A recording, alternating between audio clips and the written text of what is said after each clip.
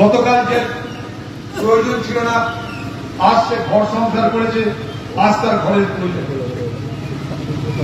গতদিন যে অল্প বয়সী ছিল, আজ সে মধ্য বয়সী হয়েছে, আজ তার গৃহের প্রয়োজন হয়েছে।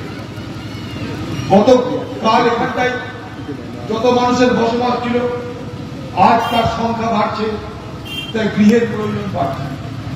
এগুলোকে মাথায় রেখেই ভাবনা করা হয়েছিল যে আরো বেশি বেশি করে গরিব মানুষের জন্য বা গৃহহীন মানুষের জন্য বা যাদের ঘরের প্রয়োজন তাদের জন্য আবাস যোজনার ভিন্ন ভিন্ন পরিকল্পনা কি করে তৈরি করা যায়। এই আবাস যোজনা শুধুমাত্র গ্রামে নয়, শহরেও আছে, কারণ গরিব মানুষ, সাধারণ মানুষ শহরেও বাস করে। তাই গ্রাম এবং শহর মিলিয়ে এই আবাস যোজনার প্রকল্প আজকের নয়। আজ যেটা নতুন সেটা কি, আজ আবাস যোজনা নিয়ে মারামারি চলছে। রাজ্য বলছে আমি দিলাম, কেন্দ্র বলছে আমি দিলাম। কার ঘরে বেশি কৃতিত্ব যাবে সেই কৃতিত্বের সংঘর্ষ চলছে, কৃতিত্বের লড়াই চলছে, নামের জন্য লড়াই চলছে। কার নাম হবে? তৃণমূলের নাম হবে, বিজেপির নাম হবে, মোদীর নাম হবে, না দিদির নাম হবে? এই নিয়ে মারামারি। কেউ কাউকে দয়া করছে না। আমার আটকার পাওনা এটা কিন্তু দয়ার কিছু নেই। এখানে দয়ার থেকে আবার কি বেঁচে দেখছি আমরা? শুধু দয়া নয়, ঘুষ দিতে হবে। আমার ঘর আমার পাও, তার জন্য নাম লিপিবদ্ধ হয়েছে। সেই নাম কেন্দ্রের কাছে যায়, সেই নাম রাজ্যের কাছে যায়, সেই নাম অনুযায়ী টাকা আসে, তার জন্য বাজেট তৈরি হয়। পশ্চিমবঙ্গে প্রায় 3 লক্ষের টাকার বেশি, 3 লক্ষ কোটি টাকার বেশি বাজেট। সেই বাজেটের টাকা থেকে হাসপাতাল, সেই বাজেটের টাকা থেকে স্কুল, মাইনা, বেতন সব চলে। এই এত টাকা কে দেয়? আমি আপনি দিই। আমি আপনি বাজারে জিনিস কিনছি, সরকার তার থেকে ট্যাক্স পাচ্ছে। আমি আপনি ফসল ফলাচ্ছি, তার থেকে সরকার ট্যাক্স পাচ্ছে।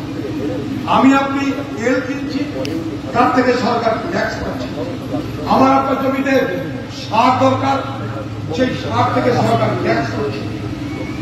সব ট্যাক্স জমা করে তৈরি হয় রাজ্যের বাজেট। এই রাজ্যের বাজেটে আমার আপনার সকলের টাকা, সেই টাকা যেহেতু সরকারের কাছে আছে, সরকারকে মানুষ বলছে তোমাদেরকে ভোট দিলাম, আমাদের কাছে যেটা তোমাদের রোজগার করার নাও, আমাদের মধ্যে টাকাটা ঠিক করে খরচ করো যাতে আমাদের সকলের ভালো হয়। এটাই তো কথা। পাসপোর্ট থেকে টাকা উঠে পড়ে না, আকাশ থেকে টাকা নেমে আসে না। আমার আপনার টাকা থেকে বাজেট, সেই বাজেটে এ বলছে আমি দয়া করছি, ও বলছে আমি দিব, আগে ঘুষ দে, এই চলছে। অর্থাৎ আমার টাকা আমাকে পেতে গেলে আমাকে ঘুষ দিয়ে আদায় করতে হবে। কোন জমানায়? আমার টাকা, আমার ঘর, আমাকে ঘুষতে দিলে টাকা স্যাংশন হবে।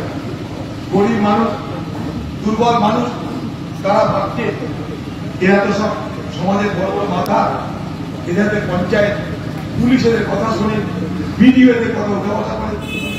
এরা যদি ইচ্ছা না করে আমাদের টাকা দিবে না, এটা আপনাদের ভুল করা। ঠিক এই সুযোগটা নিয়ে আপনাদেরকে যা খুশি তাই করছে আজকে যারা ক্ষমতায় তারা। এই টাকা যদি আপনাকে ঘুষ দিয়ে নিতে হয়, অর্থাৎ যদি টাকা দেওয়ার সম্পূর্ণ ক্ষমতা নেতার থাকে, তাহলে নেতা কেন নিজের নামে সবটা করে নিচ্ছেন এটা বোঝার চেষ্টা করুন। আপনাকে যাচ্ছে কেন? আপনাকে ঘুষ চাইছে কেন? কারণ সে জানে যে এই টাকাটা আমি আত্মসাৎ করতে পারবো না, আমার অ্যাকাউন্টে আমি কোনোদিন নিয়ে যেতে পারবো না, কারণ এটা অন্য একটা ব্যক্তির জন্য বরাদ্দ। তাদের কাছে লিস্ট আছে, কটা নাম স্যাংশন হলো, তাদের কাছে কম্পিউটারে নাম চলে আসে, কেন্দ্র থেকে চলে আসে, রাজ্য থেকে চলে আসে। যেহেতু তারা ক্ষমতায়, তাদের আগে দেখার সুযোগ হয়। কার কার নাম এসছে দেখি। এবার তাদেরকে বলে তুই তো গরিব, ঘর নিবি? আপনি বলেন হ্যাঁ নিবো, কারণ আপনি গরিব মানুষ।